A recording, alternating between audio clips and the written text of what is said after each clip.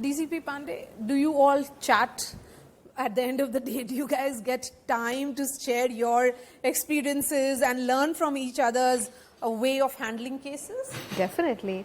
Each one of us is doing very well. Ma'am, Usha, Shweta, Amruta, they're all pioneers in their own, fields. So I definitely learn from each one of them. Each case that they work out, and it is covered in the media, it is discussed in our meetings, and we learn from their learnings. So is there a lot of sisterhood that happens, or we have seen boys club everywhere? It happens everywhere in every profession. So is there some kind of sisterhood? Definitely. Meeting regularly, let's share notes. Even if we don't meet, we ensure that we have each other's back. We don't do backbiting. We understand that boys have come this far only by supporting each other, and we are ensuring that the younger generation who is following our footsteps will also have that kind of support from us, and also a lot of hand holding from the seniors, officers, who are in the services has helped us, and we ensure that for the juniors who are joining now. And women cops in other states, is there some regular interaction that all of you have? Yes, we have. I would not like to talk too much about it, but we do have an informal group where we can share our angst, we can share our happiness, we can share our pride, we can share our issues, and even the retired officers are there in that group, and they help us out. Delhi recently has seen several incidents, protests rising as well. Farmers' protest is one example. We did see communal violence happen in part of Delhi. Protests happening on campuses as well. Do you see these as challenges, or are these protests which are part of the ecosystem that we see? It's a nation which will have democratic protests. No, of course. See, in a democracy, there will always be a discussion, and there will be protests. There will be always, and this is how you grow as a society. Because if everybody agrees to the same thing, then there is no discussion and there is no growth.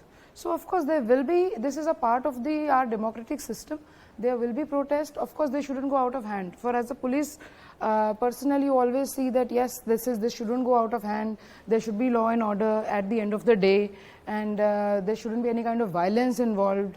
So me being in Central District, it is like my bread and butter, it happens every day. Yes. So every day I have several protests. So there are sites where I have protests and there are police arrangements every day. So Ms. Rangani, when you first wore this uniform, first day when you wore this khaki, what was the reaction of your parents, if you remember, and what was so special about it? They were very proud to see me in this uniform. I still remember my father was very, very apprehensive. He was very reluctant to send me to Delhi for studies also. I was never allowed to step out of my city, Agra. I was born and brought up in Agra only. So he never allowed me to go for even studies in Delhi. I always wanted to go there. He said, no, I feel that Delhi is unsafe for women. That is the opinion about with many people. He also felt the same. So he said, no, I won't allow you to go to Delhi. If you want to crack this exam, just sit in home and study. I'll bring you all the books and do it. So, and he didn't trust me that much that I'll be able to clear this exam. When I cleared this exam and I got Agmut carded Delhi itself, so he was still very, very apprehensive. So I said, if you trust your values that you have inculcated in me, then allow me to go. And then he trusted his values, and I have been performing to the best of his expectation. And DCP Amruta, have there been some moments in your life and your entire career where you would have thought that shayad ye nahi karna chahiye tha, I would have given more time in other things and maybe have had a family life? Or women make choices, and this is a choice that you have made. I think every one of us have their own bunch of regrets in life. So, but definitely this is not one of them. There are other things, but in my career so far, there are certain instances where I felt I could have done something much better, in a much better way, but not regret the entire thing totally. But yeah, I had times when I felt that I should have done it in a much better way, so that it could have been much better. So those are always there, and I think the self-assessment is the best thing to improve one's performance and one's attitude. So I think that will continue. What is this attitude that you need, DCP Esha, to look in control? Do you think you have to really have that attitude, which is needed. You have to send a message that I may be a woman cop, but I am in charge and in Nobody control. cares if you are a woman cop when you are a DCP. You are a DCP. You are in charge for a district. A protest is happening. There are 2,500 people who are looking up to you to give them command. They don't care if you are a woman. Your boss doesn't care if you are a woman.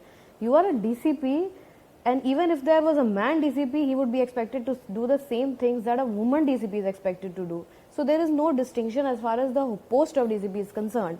So that is the attitude. Survive and never say never. That is what it needs to be. Let me start wrapping this discussion, and I'm going to ask all of you to share your thoughts about what do you think will be primary going ahead when India achieves 100 years.